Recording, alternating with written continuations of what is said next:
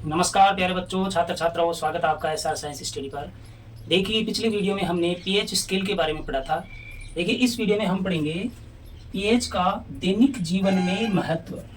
PH जो होता है उसका हमारे दैनिक जीवन में, जो हमारा जो सामान्य जीवन है उसमें क्या महत्व है। देखिए, देखेंगे हम। नंबर 1 देखिए, पौधे और जंतु पीएच के प्रति संवेदनशील होते हैं। जंतु और पेड़ पौधे जो होते हैं पीएच के प्रति जो है संवेदनशील होते हैं। हमारा जो शरीर है वह 7 से लेकर के 7.8 पीएच के मध्य कार्य करता है। ये ध्यान रखना, बहुत इंपॉर्टेंट क्वेश्चन ही बनता है कि हमारा शरीर जो है उसका पीएच लगभग इतना होता है, तो वह होता है 7 से 7.8 तक होता है, अर्थात हल्का क्षारीय होता है। ये ध्यान रखिए। जैसे ही हम जो है आहार लेते हैं, आहार आमाशय में जाता है, आमाशय में जाने के बाद में अम्लीय बन जाता है, लेकिन जो है विभिन्न माध्यमों के द्वारा वापस जो है क्षार में परिवर्तित हो जाता है। तो हमारा जो शरीर है उसका जो पीएच का मान है वह होता है 7 से 7.8 तक होता है। उसी प्रकार जो पादप जो होते हैं वह भी क्या होते हैं, पीएच के प्रति संवेदनशील होते हैं। ये देखिए, यदि मिट्टी का पीएच यदि अधिक हो जाए, कम हो जाए, उस समय क्या होते हैं कि पादपों के ऊपर नुकसान पहुंचता है। जैसे हम बात करें कि अम्लीय वर्षा। देखिए, अम्लीय वर्षा क्या होती है, पादप भी जो है पीएच के प्रति संवेदनशील होते हैं। जैसे पादप भी पीएच के प्रति संवेदनशील होते हैं। यदि मिट्टी का पीएच या तो न्यून हो जाए, कम हो जाए, या जो है मिट्टी का पीएच अधिक बढ़ जाए, उस समय क्या होगा कि पादपों के ऊपर विपरीत जो है प्रभाव पड़ता है, अर्थात जो पादप है उनको नुकसान हो सकता है। अतः पादपों की जो अच्छी वृद्धि और विकास के लिए भी पीएच का सामान्य होना बहुत ही आवश्यक है। जिस प्रकार जो जंतुओं का जो शरीर है उसका पीएच 7.7 के लगभग होना चाहिए, उसी प्रकार पादपों के लिए भी जो है मिट्टी का पीएच 7 से थोड़ा सा अधिक होना चाहिए, 7.5 के बीच होना चाहिए। और फिक्स जो 7 है वह जो है लवणीय मिट्टी होती है, अर्थात यह भी पादपों के लिए बहुत ही लाभदायक मिट्टी होती है। अतः मिट्टी का जो पीएच है वह 7 से थोड़ा अधिक होना चाहिए। वही जो है मिट्टी पादपों के लिए अच्छी वृद्धि और विकास में सहायक होती है। यदि मिट्टी का पीएच बहुत ही कम हो जाए, मान लो ऐसी वर्षा हो गई है उसके अंदर अम्ल की मात्रा अधिक है, तो उसे हम कहते हैं अम्लीय वर्षा। तो देखिए, अम्लीय वर्षा होती क्या है समझेंगे आगे। होती क्या है अम्लीय वर्षा? देखिए, वायुमंडल में प्रदूषण के कारण नाइट्रोजन व सल्फर के ऑक्साइडों की मात्रा बढ़ जाती है। वायुमंडल में जब किसी भी कारण से, मान लो कि प्रदूषण इसका मुख्य कारण है, यदि नाइट्रोजन और सल्फर के जो ऑक्साइड हैं, कौन से हैं नाइट्रोजन का ऑक्साइड, जैसे नाइट्रोजन डाई ऑक्साइड है। सल्फर का ऑक्साइड कौन सा है, जैसे सल्फर डाई ऑक्साइड है। तो ये क्या करते हैं, उनके साथ में वायु की जो कण है जल के साथ में मिलकर के विक्रिया होती है तो अम्ल बनाते हैं। क्या बनाते हैं, वो जो है अम्ल बनाते हैं, H2SO4 बनाते हैं। यह जो अम्ल यदि ये जो अम्ल बने हैं वह वर्षा जल में मिल जाएं, यदि जो है ना अम्ल बने हैं वो किसमें मिल जाएं, वर्षा का जो जल है उसमें मिल जाएं। और यदि इस प्रकार की वर्षा हो जाए, अम्ल मिली हुई यदि वर्षा हो जाए, तो उसे हम कहते हैं अम्लीय वर्षा। देखिए, यदि वर्षा के जल में अम्ल मिल जाए और वह जो वर्षा है यदि हो जाए, तो इस प्रकार की वर्षा को हम कहते हैं अम्लीय वर्षा कहा जाता है। अम्लीय वर्षा के अंदर जो है अम्लों की जो मात्रा है वह बहुत अधिक होती है, जिस कारण से ये मिट्टी को नुकसान पहुंचाता है। मिट्टी का जो है उपजाऊपन है उसे नष्ट कर देता है। तो देखिए, हानि में नंबर 1 है मृदा का जो उपजाऊपन है, मृदा का उपजाऊपन नष्ट हो जाता है, अर्थात मिट्टी जो है अम्लीय हो जाती है। मिट्टी कैसी हो जाती है, मिट्टी अम्लीय हो जाती है। वह उसी के साथ में यह वर्षा का जल यदि बह करके जल जो स्रोत हैं, नदियों में, नहरों में, झीलों में यदि जाता है, तो वहाँ का जो जल है वह भी अम्लीय हो जाता है, उनका जो पीएच का मान है वह भी डाउन हो जाता है। इस कारण से क्या होगा, जल के अंदर रहने वाले जो जीव जंतु है वो बेचारे मारे जाएंगे, अर्थात उनकी जो उत्तरजीविता है वह संकट में पड़ जाती है। इसलिए अम्लीय वर्षा जो है वह बहुत ही नुकसानदायक होती है। क्यों होती है? जब वायुमंडल के अंदर नाइट्रोजन और सल्फर के ऑक्साइडों की मात्रा अधिक हो जाए तो वह क्या करती है, जल के साथ में अभिक्रिया यानी मुख्यतः हाइड्रोजन के साथ में अभिक्रिया होकर के हाइड्रोजन सल्फेट अर्थात सल्फ्यूरिक अम्ल बनाती है। यदि जो है मात्रा जो है वर्षा जल में अधिक हो जाए तो उसको हम कहते हैं अम्लीय वर्षा। और यह जो अम्लीय वर्षा है वह मृदा के लिए और जीव जंतुओं के लिए, हरे पादपों के लिए बहुत ही नुकसानदायक होती है। और जो पीएच का जो है महत्व ये भी है, पीएच में यदि कमी हो जाए, वर्षा का जो जल है यदि 5.5 से यदि इसका पीएच यदि डाउन हो जाए तो आप समझ लो कि किस प्रकार की वर्षा है वह जो है अम्लीय वर्षा है। अम्लीय वर्षा में क्या होता है, वर्षा जल का जो पीएच होता है वह 5.5 से कम हो जाता है, अर्थात बहुत ही कम हो जाएगी। मिट्टी जो है अम्लीय हो जाएगी, अम्लीय होने के साथ साथ में मिट्टी का जो उपजाऊपन है वह नष्ट हो जाएगा, उसके अंदर उपस्थित जो हरी वनस्पतियां हैं उनको बहुत ज़्यादा नुकसान होगा। वह यदि ऐसा जल बह करके यदि जल स्रोतों के अंदर, नदियों में, नहरों में, झीलों में यदि जाएगा तो वहाँ पर रहने वाले जो जीव जंतु है, जल के अंदर रहने वाले जो जीव जंतु है उनकी उत्तरजीविता संकट में पड़ जाएगी। अतः अम्लीय वर्षा बहुत ही नुकसानदायक होती है। वह उसी के साथ में दैनिक जीवन के अंदर हम यदि महत्व देखें तो हरे पादपों का और जंतुओं के अंदर जो है पीएच का अत्यंत महत्व होता है। फिर हम देखेंगे नंबर दो हम देखेंगे हमारे पाचन तंत्र का पीएच। जैसे हम क्या करते हैं, आहार लेते हैं तो आहार क्या जाता है, मुंह के माध्यम से हमारे आमाशय में जाता है। और जब आमाशय में जाता है तो आमाशय में जाने के बाद में आमाशय क्या करता है, आमाशय अम्ल उत्पन्न करता है। कौन सा अम्ल बनाता है? आमाशय HCl बनाता है, यानी जो भोजन जो हमने लिया है वह अम्लीय हो जाता है। यदि कभी भी हमने समय पर आहार नहीं लिया है या सामान्य मात्रा से ज़्यादा ले लिया है या किसी भी वजह से हमने जो है आहार के अंदर जो है अत्यधिक मात्रा में ले लिया है, उस समय क्या होगा कि हमारा जो आमाशय है वह HCl भी ज़्यादा मात्रा में उत्पन्न करेगा। इससे क्या होगा कि हमारे दर्द और जलन होने लग जाएगा, पेट में दर्द व जलन होने लग जाएगी, अर्थात जो है अति अम्लता होने लग जाएगी, जिसको इंग्लिश में कहते हैं एसिडिटी होने लग जाएगी। इसके लिए हम क्या करें, क्योंकि जैसे ही आहार हम यदि समय पर नहीं लेंगे या जो इस प्रकार का आहार ले गया जो नुकसानदायक है, और या मान लो सामान्य मात्रा से ज़्यादा मात्रा में आहार ले लिया, उस समय HCl अधिक मात्रा के अंदर ये जो आमाशय जो है अधिक मात्रा में HCl बनाएगा। उससे क्या होगा, उससे पेट के अंदर जो है अम्लता ज़्यादा हो जाएगी, अम्ल की मात्रा अधिक हो जाएगी, जिसके कारण हमारी जलन और एसिडिटी होने की संभावना बढ़ जाएगी। यदि ऐसा हो जाए, इससे क्या हुआ, इससे हमारा जो पेट है, शरीर है, उसका जो पीएच का मान है वह जो है कम हो गया है, अर्थात अम्लता उत्पन्न हो गई। इसके लिए हम क्या करें, इसके लिए जो है magnesium hydroxide, milk of magnesium, दूधिया मैग्नीशियम भी बोलते हैं इसे, मैग्नीशियम हाइड्रोक्साइड जैसे दुर्बल क्षारकों का हम उपयोग ले सकते हैं।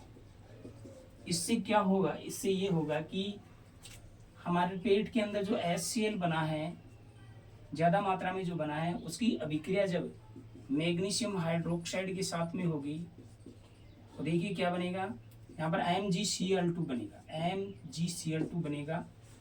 यह क्या है, एक लवण है और जल बाहर निकल जाएगा, अर्थात लवण बन जाएगा। तो जो भी अम्ल की मात्रा ज़्यादा बनी है वह जो है लवण में विस्थापित हो जाएगी। अर्थात यदि समय पर आहार नहीं लिया है, ज़्यादा मात्रा में आहार ले गए हैं, उस समय क्या होगा कि हमारे पेट के अंदर हमारा आमाशय जो है ज़्यादा मात्रा में HCl बनाएगा। ज़्यादा मात्रा में HCl बनेगा तो हमारे एसिडिटी की समस्या हो सकती है। एसिडिटी की समस्या से समाधान पाने के लिए, निजात पाने के लिए हम क्या करेंगे, मैग्नीशियम हाइड्रोक्साइड जैसे दुर्बल क्षारकों का उपयोग लेंगे। उससे क्या होगा कि मैग्नीशियम हाइड्रोक्साइड HCl के साथ में अभिक्रिया करेगा और अभिक्रिया होने के बाद में लवण बना लेगा और हमारी जो है अति अम्लता या एसिडिटी है वह दूर हट जाएगी। अर्थात हमारा जो पाचन तंत्र है उसमें भी पीएच का बहुत ही महत्व होता है।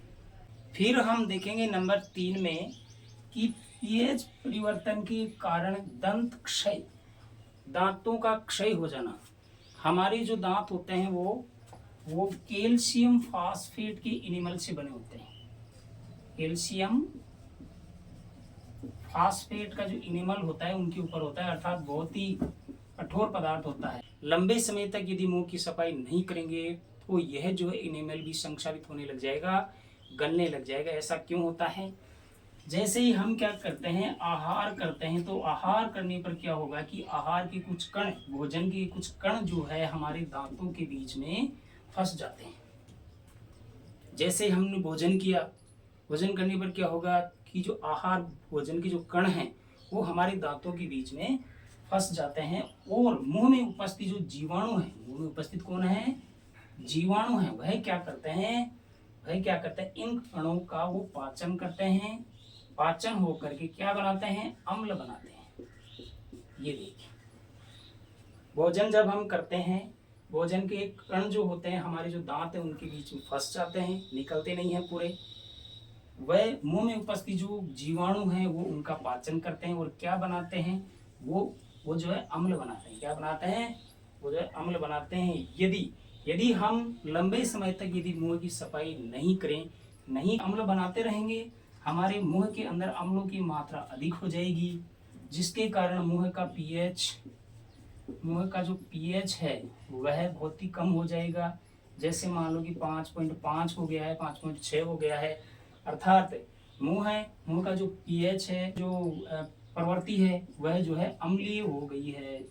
यदि लंबे समय तक ऐसा होता है तो देखिए क्या होता है कि ये जो अम्ल बना है वह हमारे दांतों का जो इनेमल जो होता है कैल्शियम फास्फेट से जो मिल करके बना होता है, इसको भी अम्ल क्या करता है? नुकसान पहुंचाने लग जाता है। धीरे धीरे क्या होगा कि फास्फेट का जो इनेमल है वह भी झड़ने लग जाएगा, गलने लग जाएगा, संक्षारित होने लग जाएगा। तो इस स्थिति को हम कहते हैं दंत क्षय। क्या बोलते हैं इसे? दंत क्षय, दांतों का क्षय होना। दोबारा से सुनो एक बार ध्यान से।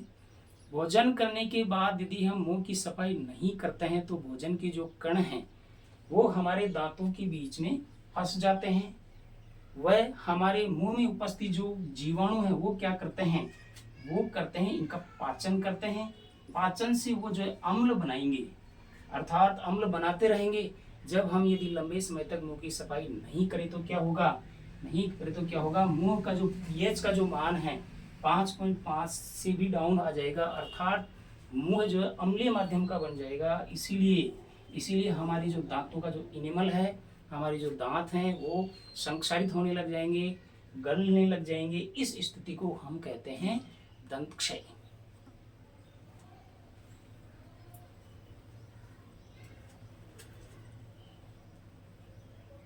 फिर हम इससे बचने के लिए देखिए क्या करें। इसके लिए हमें क्या करना चाहिए? नियमित क्षारीय युक्त दंत मंजन का उपयोग करना चाहिए। क्षारीय युक्त दंत मंजन सबसे जो अच्छा जो मंजन होता है वह तो होता है नीम की दातुन, नीम का मंजन। बबूल की दातुन यदि हो तो ये सबसे अच्छे क्या है? ये है ना सबसे अच्छे क्षारीय दंत मंजन है, ध्यान रखना। अर्थात ये प्राकृतिक रूप से हैं, लेकिन आजकल क्या है कि मार्केट के अंदर भी बहुत सारे ऐसे चल रहे हैं, जैसे कोलगेट है, शिबाका है, क्लोजअप है, तो ये भी आप यूज में ले सकते हैं। अर्थात दंत मंजनों की जो प्रवृत्ति होती है कैसी होती है? क्षारीय प्रवृत्ति होती है। कैसी होती है? क्षारीय होती है। ध्यान रखना कि मुंह के अंदर जो अम्ल की मात्रा ज्यादा बन जाएगी, अम्ल की मात्रा को जो है लवण में चेंज करने के लिए, उसको हटाने के लिए क्षारीय युक्त जो मंजन है उनका उपयोग करना चाहिए। अर्थात यदि लंबे समय तक मुंह की सफाई नहीं करेंगे तो मुंह का पीएच बदल जाएगा, कम हो जाएगा, जिससे क्या होगा? जिससे जो है हमारे जो है दंत क्षय प्रारंभ हो जाएगा। इनसे बचने के लिए क्षारीय युक्त जो दंत मंजन है उनका उपयोग करना चाहिए। नंबर 4 देखिए, इसमें महत्व देखेंगे हम पीएच का।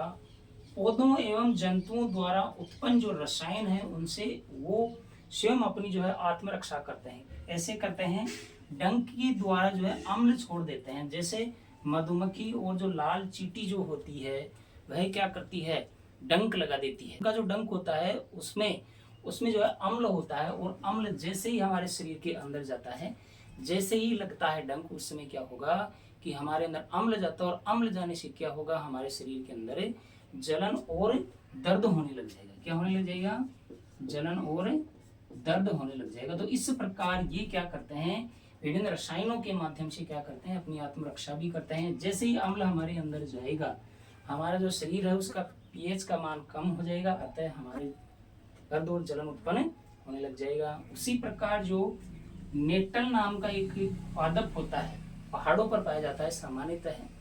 नेटल पादप की जो पत्ती जो होती है, इस प्रकार की पत्ती होती है नेटल पादप की, देखिए, और इसमें डंक नुमा ऐसे जो पत्ती के साइडों में ऐसे डंक लगे हुए होते हैं। यदि हमारा हाथ या पैर कोई भी भाग यदि इससे छू जाए, उस समय क्या होता है कि ये मेथेनोइक अम्ल छोड़ता है। मेथेनोइक अम्ल से क्या होगा, जैसे ही इसकी पत्ती हमारे हाथ पैरों को छुएगी, उस समय यह जो है मेथेनोइक अम्ल जो है डंक के माध्यम से हमारे अंदर डाल देगा। उससे क्या होगा, उससे हमारे दर्द एवं जलन होने लग जाएगी। पहाड़ों पर जाते समय नेटल जो पादप है उसकी पत्ती यदि छू जाए, उस समय मेथेनोइक अम्ल छोड़ देगी, अर्थात इसकी प्रवृत्ति ऐसी होती है, अम्लीय होती है, ये ध्यान रखना। उससे हमारे क्या होगा, दर्द हो सकता है, जलन हो सकती है। तो इसके समाधान के लिए हम क्या करें, देखिए, प्रकृति भी जो होती है समाधान रखती है। यदि कोई विपदा आती है तो उसका समाधान स्वयं जो है प्रकृति के हाथ में भी होता है।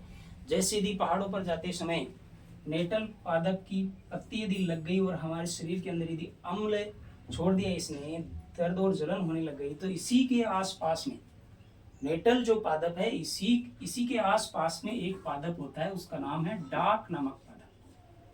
डाक जो पादप होता है उसकी पत्ती को यदि डंक वाले स्थान के ऊपर यदि हम लगा लेंगे, उसकी पत्ती है उसका रस निकाल करके, उसको मसल करके उसका रस निकाल लेंगे, और जो है डंक वाले स्थान पर यदि हम लगा लेंगे, तो क्या होगा, इसका जो मेथेनोइक अम्ल का जो असर है कम होने लग जाएगा, और हमारे हो रही दर्द और जलन में भी हमारे फायदा हो जाएगा। अर्थात डाक पादप की जो प्रवृत्ति है किस प्रकार की होगी, सोचिए, देखिए, नेटल जो है अम्ल छोड़ रहा है हमारे शरीर के अंदर, ये जो डंक यदि लगा रहा है तो हमारे अंदर जाएगा मेथेनोइक अम्ल। डाक से हमें जो फायदा मिल रहा है, अर्थात इसकी प्रवृत्ति कैसी होगी, इसकी होगी क्षारीय प्रवृत्ति। ये भी एग्जाम के अंदर आता है कि डाक जो पादप होता है उसकी प्रवृत्ति किस प्रकार की होती है, क्षारीय प्रवृत्ति का होता है। कैसा होता है, दुर्बल क्षार। कैसा होता है, दुर्बल क्षार।